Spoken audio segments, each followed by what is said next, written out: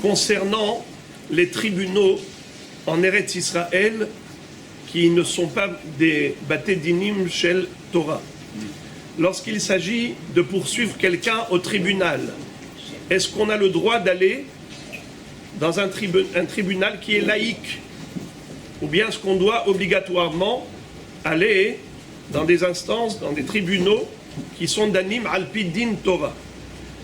Alors, la halakha est que on est obligé d'aller au din Torah et il est interdit formellement d'avoir recours à des tribunaux chilonim. Je vous lis ce qui est écrit dans le Yalkut Yosef à ce propos. Afalpi she'asamchut hachukit kayom ba'aretz mita'am ha'memshala ladun bedine mamonot hi lebate mishpat chilonim. Bien qu'aujourd'hui l'autorité, le pouvoir législatif, exécutif est octroyé aux tribunaux laïcs, c'est vrai, ce sont eux qui vont gérer tous les problèmes, les conflits et litiges, que ce soit pécuniaires ou autres. Hadavar barour, il est clair, chez les filles din toratenu akedosha, kol atovea et havero bebate mishpat shelahem gadol avono mineso.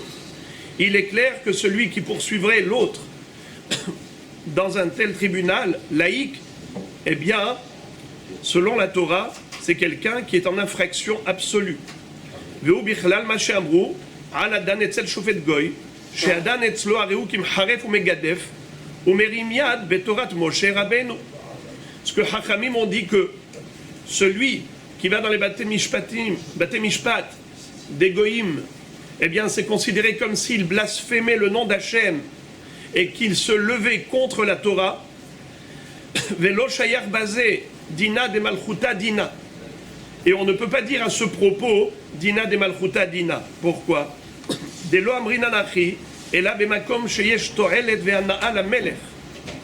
Dina de malchuta dina, c'est quand le palais royal défend ses intérêts et il va décréter des lois générales pour son profit.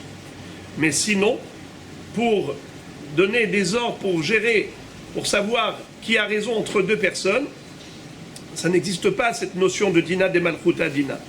Machenken bachukim umishpatim shel ha'arkaot she'enam to'amim et ha'halacha ve'en bahem to'elet lamelech bevadai she'en lomar bahem dina de malchuta dina.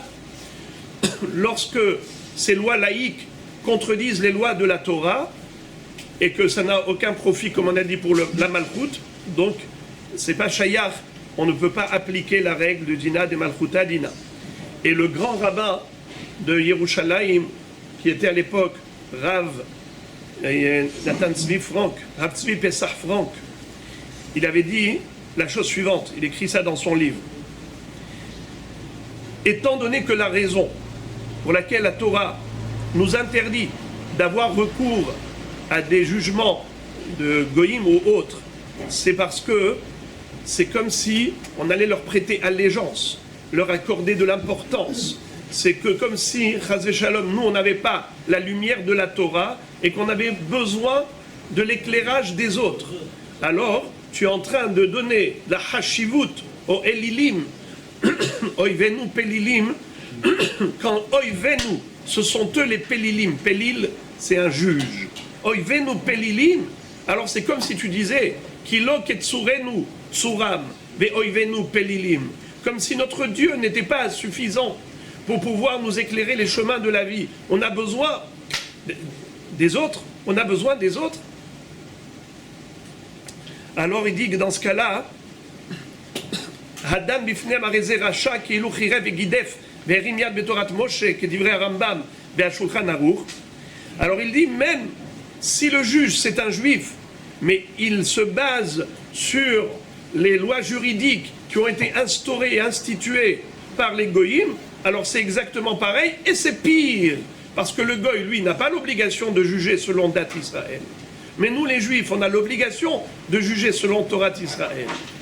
Si tu fais abstraction de la Torah et tu vas fixer tes lois en fonction de ce que les Ottomans, comme ça il dit ici, que les Ottomans qui étaient en Israël, c'est leurs lois juridiques qui ont été adoptées par la Knesset par la suite. Et après, ils arrondissent les angles et ainsi de suite. Mais c'est quoi la base? Eh bien, c'est par rapport à ce que les goïms qui étaient là, qui avaient fixé ces lois. Alors il dit, Yotzer amal alecho ki agodo al nefesh tzadik vedam naki yakshiru.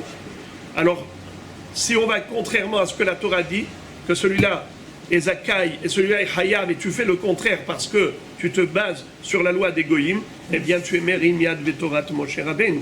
Ou kedivra Rashba, areu hores homot adat, ve'oker mimena shoresh ve'anaf, ve'atorah miyadot evakesh. Il déracine la Torah, la religion juive. Et pareil, celui qui va poursuivre l'autre en justice auprès des tribunaux, eh bien c'est pareil, il se trouve dans la même infraction. Il dit, Tsar lanu me'od, comme ça il disait le Rav Tzvi Pessach Frank Zatzal, c'était un homme kadosh. Il a dit combien de peine et de chagrin nous avons, que ce sont ces lois que la Knesset a adoptées, la Dun bimdinat Israël, ve'en lecha elbon la Torah ve'lenos edigla yoter miseh. Tu n'as pas de plus grande humiliation et de mépris envers la Torah que celui-ci. Oilaim la biriot me'elbonaj shel Torah. Prions à Kadosh Baruch Hu que mehera yavo adon el beto yashiv shoftenu kevarishona veyoatzenu kevatechila. Et c'est pour cela que nous prions tous les jours. Hashiva shoftenu kevarishona veyoatzenu kevatechila ve'aser mimenu tzara yagon va'anaha umloch aleinu erat Hashem levadecha. Donc voilà, Rabotai, c'est quelque chose qu'il faut se rappeler de temps à autre, qu'il faut aller d'abord au Din Torah. Parfois, le Beddin, le Din Torah lui-même, va t'adresser pour pouvoir mettre en application ce que eux ont décidé. Quand eux ont jugé, ils ont statué. Seulement, la personne, malheureusement, ne veut pas se soumettre au Din Torah. Alors, il faut trouver le bâton. Il faut maintenant l'huissier de justice pour mettre en application. Alors, le Beddin peut décider de t'envoyer auprès des tribunaux, sachant pertinemment que c'est ce qu'ils vont mettre en application. Alors, Be'ezrat Hashem, espérons la Biat Mashiach Bekarov pour qu'on retrouve le Sanhedrin avec le Beth Amikdash reconstruit.